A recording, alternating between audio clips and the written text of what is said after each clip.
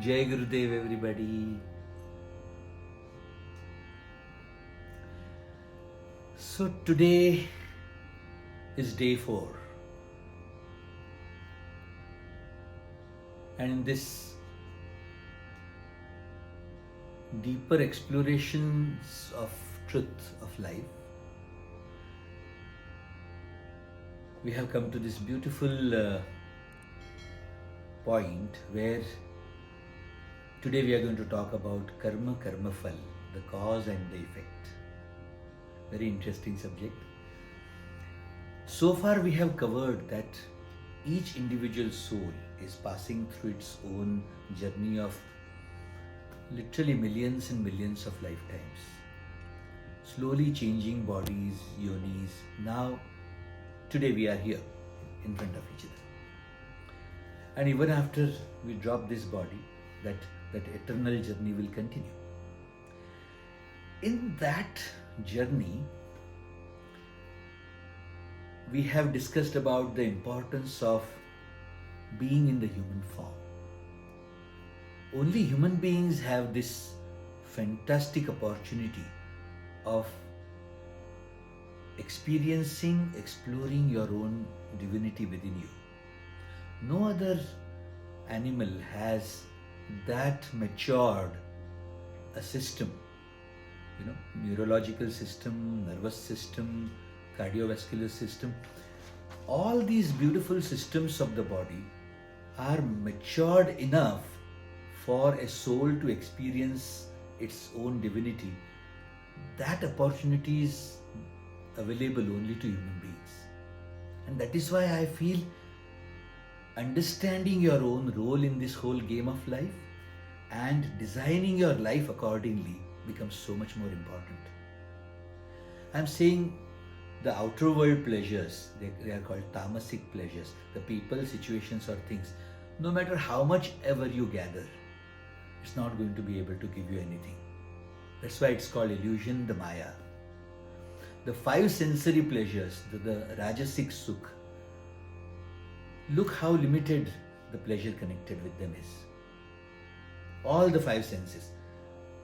You watch through the eyes, smell through the nose, listen through the ears, taste through the tongue, and touch through the skin. The 5 sensory pleasures are very, very limited, and as soon as that threshold is reached, it starts draining your energy. That is how the design of Rajasic Sukhas are.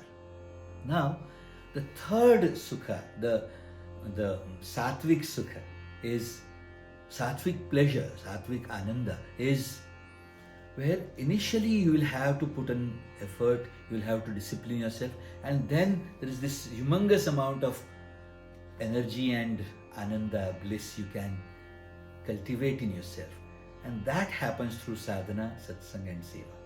Having understood this phenomenon, having understood this technical design of life, I call it, then we spoke about the importance of having relationships.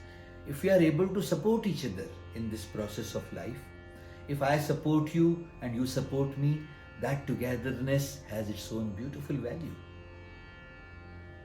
Then we spoke about the importance of money yesterday, where using the wealth, using the resources that we have, beautifying of your own life. The same money, if it is used in the wrong direction, can create havoc. Same amount of money used in the sadhana, satsang, seva direction can create such beautiful merit. And today we are going to discuss about what is karma, what is punya karma, what is pap karma, what is the merit and what is the demerit. And that is the subject today. For that, I invite you to be a little more aware, alert, and sharp. What is karma? I am saying very simple understanding of karma is the influence of the past experiences. Now, karma has 2 sections. Let me take an example of this soul. In this body, we call this soul Rishi Nityapragya. Let me take this example of this soul. There are two sections to the karma of this soul, where in the first section, whatever experiences this soul would have gone through for millions and millions of lifetimes, and those experiences would have left a lot of impressions on the mind of this soul, and whatever impressions repetitively got bombarded, created their own tendencies, their own habits, all that influence of the past which is still staying on, which is not released. Some impressions come along, they get collected, but in a little while, as the time passes, the impressions release also. So the impressions which are not yet released is the first section of the karma of this soul. Whatever this soul has gathered as impressions is the karma of this soul. The second section of karma, even more interesting, is about this soul, the impressions that are accumulated in the minds of people around you. That is the second section of the soul, the karma. So what I mean is, the impressions collected in the mind of this soul and the impressions collected in the minds of other souls about this soul is the karma of this soul. Now, once you understand these dynamics, you will also understand the other part of it. The flavor of karma, the flavor of impression that is generated, creates exactly the same flavor of karmafal, the fruit of the karma. And I want to make this clear also. If the karma, the impression, the influence of the past is pleasant, happy, in the positive mode, it creates that kind of karma fal, the fruit too. It creates pleasant and positive karma fal. Whereas if because of my action some unpleasantness has got generated in somebody's mind, it will bring back unpleasant fruit too. That's the point. My point here is, look at your own life. If somebody is unhappy about you, and if you remember them, you cannot feel happy. You will always feel unpleasant. If you are unhappy about someone and you remember them, you don't feel happy remembering them. Always it makes you feel unhappy again. My point is this. If somebody, because of, and in that, I'm including all the three sections of your inner world. I'm saying through your being, in all these three sections, through your actions, in all these three sections of being, speaking and doing, manasa, vacha and karmana, whatever flavor got generated in somebody's mind became your karma. And the same flavor of karma fal, the fruit of the karma, will also come along. That is what is called the cause and effect. The karma that got generated in this soul brings the same flavor of karma fal. Karma that got generated about this soul in somebody else's mind will also bring the same flavor of karma fal, the fruit. That is precisely why in any spiritual journey, in any spiritual path, one common guideline you will see is, don't make anybody unhappy. Don't be the cause of misery for anybody. Why? Because of you, if somebody is unhappy, troubled, disturbed, upset, angry, frustrated, that unhappy karma will always bring unhappy karma fal in your life. That becomes a cause to create the effect in your life. So, In India, there is this beautiful way of life called Jain Dharma. They have a very beautiful guideline. Every year, on one occasion, one day, on a specifically decided day, they go and apologize to people, saying, through my being, speaking, or doing, knowingly or unknowingly, if I have been the cause of creating unpleasantness in your life, unhappiness for your life, please forgive me. That is called Michhami Dukkadam. Very, very beautiful concept, so that if somebody is unhappy about you because of some or the other reason, you may not even know it, you go and do Michhami Dukkadam with them, go and seek forgiveness.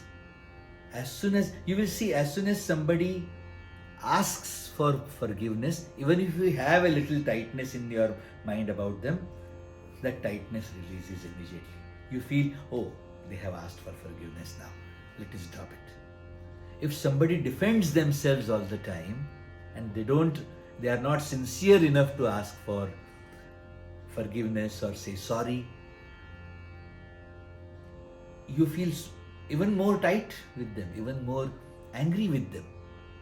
So those who are not courageous enough to ask for forgiveness, they miss this beautiful point of finishing off of karma. I am saying life is so beautiful. If the karma that can bring unnecessary fruit to your life, if that karma has got developed, take responsibility, go behind it, finish it off.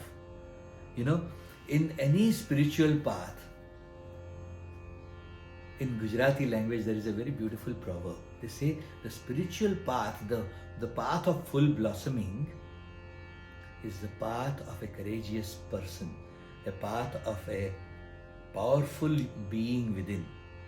Those who are weak, they are not able to ask for forgiveness. In Gujarati language, they say, Harino marag chhe shurano, nahi kairnu kamjo.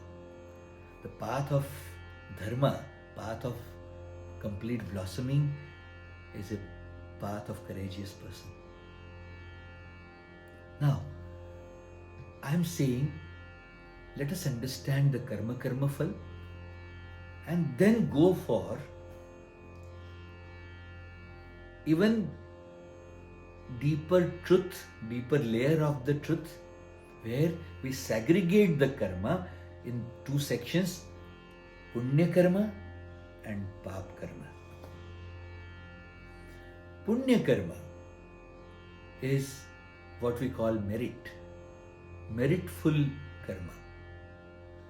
And Papa Karma is the demerit, or we call it sin sometimes. Let me explain this to you. A karma, an impression gathered in your consciousness or gathered in the consciousness of somebody else about you. If a karma is generated which can bring you fruits that are harmful for your life, which will reduce your joy, which will take away your beauty, take away your purity, a karma which can create disaster for your life as a fruit, is called Papa Karma, the demerit, the sin. Karma that can bring benevolence to your life, karma that can bring very, very beneficial fruits, is called the Punya Karma. From that perspective, if you look at your own life, you will see a very simple understanding. In Shastras, in our ancient scriptures, the Rishis, I call them spiritual scientists, they have so methodically defined all the Papa Karmas, the demerit actions. What are they? They call them Shadharipus, the 6 enemies of your consciousness. Kama, Krodha, Lobha, Moha, Mad, Matsar. Kam is lust, Krodh is anger, Lobh is greed, moh, infatuations and attachments, mad, a series of flavors of ego, and matsar is the jealousy. So Kam, Krodh, Lobh, Moh, Mad, Matsar, lust, anger, greed, infatuations, ego and jealousy. These are the karmas, these are the actions, these are the trigger points which will always bring extremely dangerous fruit to your life, effect in your life. If these are the causes, the effects are going to be disastrous for sure. And that list is being given to us by our spiritual masters, the Rishis. And to be free from them, there are beautiful formulas given, beautiful ways given. Tomorrow in our session, we are going to discuss a beautiful technique which will give you how to be free from these 6 enemies of your consciousness. Kam, Krodh, Lobh, Moh, Mad, Matsar. We will discuss about that tomorrow. So, coming back to our point, you will see these 6 are your enemies, the Papa Karma, the demerit actions. To be free from them, I call it negative to neutral. In the blossoming of an individual soul, there are 2 steps. One is negative to neutral, being free from harmful tendencies. And from neutral to positive, the second most important step, you will see from the perspective of Karma, Karmafal, what are these actions which blossom your consciousness completely? You will see 3 activities: sadhana, satsang and seva. Through sadhana, your consciousness blossoms with that beautiful flavor of consciousness. You are able to create such beauty around you, in minds of people around you. When you go through Satyasang and singing and chanting and celebrating, the blast of energy that happens creates such fantastic effect in your life. And through your seva, through your service, when you are able to blossom somebody's consciousness, somebody gets that benefit. Through that kalyana, through that benevolence, the punya that generates will create such fantastic results in your life that will open doors for you for your own complete blossoming.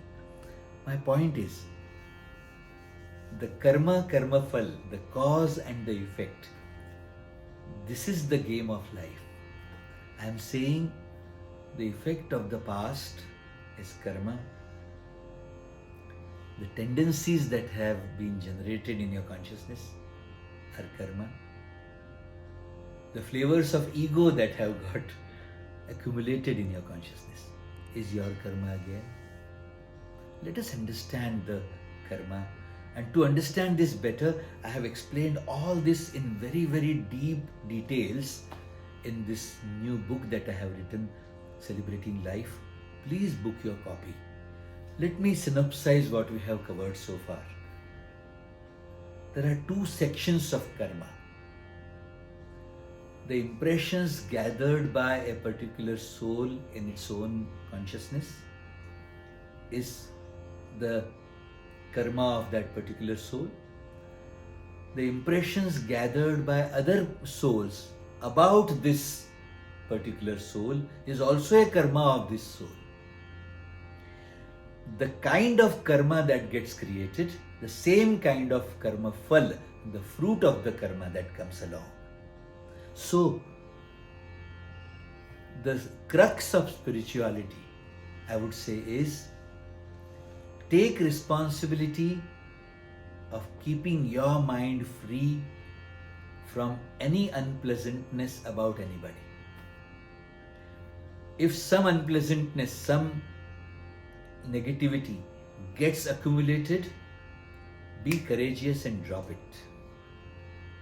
Also take responsibility that if somebody else has got a little unpleasant about you, unhappy about you, please go and complete that relationship with them. Don't let it linger on. Don't let that uh, negative emotion stay along in their mind for long. Don't let it ferment. Take that responsibility also. Remember, the path of Dharma, the path of full blossoming is a path of courageous people. And let's learn what to drop at will, what to invoke at will. Let me give you one more beautiful truth of life. For each individual soul, all those inner powers, inner abilities, the siddhis that are necessary for you to blossom your consciousness completely and fully. Each individual soul has all those powers already given to you by the nature. Each one of us has them. What are these inner powers? You will see, number one, you already have the ability to invoke any emotion, any bhava, any flavor at will. If you want to invoke enthusiasm, any moment you can invoke it. If you want to invoke love and belongingness, any moment you can invoke it. And you will start experiencing that loveful consciousness. I am saying each individual is already given this inner power by the nature. The second power, second ability every one of us has is to be able to drop anything at will. If you are angry about somebody, you have the choice to drop it any moment. Provided your mind is not colored and grasped by your victim ego. If that ego is prevalent, it does not allow you the freedom to drop anything at will. My point is, you already have the ability to invoke any flavor at will, to be able to drop any flavor at will. The third ability, one more fantastic power of human mind, whatever flavor invokes regularly in your consciousness, very soon your consciousness creates the habit for it. The autopilot starts taking over. So my point is, even the most difficult sounding flavors, something that is very difficult for you to invoke, if you invoke that flavor for a little while, very soon your consciousness gets habituated to it. That fantastic power is with each one of us. Fourth, if you have been indulging in negative emotions regularly and it has become your tendency, if you keep dropping that emotion, very soon that tendency will lift away and make you free and go away. My point is, those beautiful flavors you keep invoking and start creating their tendencies. Those negative flavors keep dropping and start being free from those negative tendencies too. That ability each one of us has. And then the fifth one, I'm saying, look at your own life. Wherever and whenever, whichever subject of your life you have given enough attention to, you have learned that subject, isn't it? That learning consciousness that you already have. Give your focus to any subject of your life and your mind, your intelligence learns that subject. I'm saying, let us learn this most benevolent skill of beautifying your own inner world. Let us learn this most beneficial skill of expanding your consciousness and create your own life the way you want. Lots and lots of love. Jai Guru.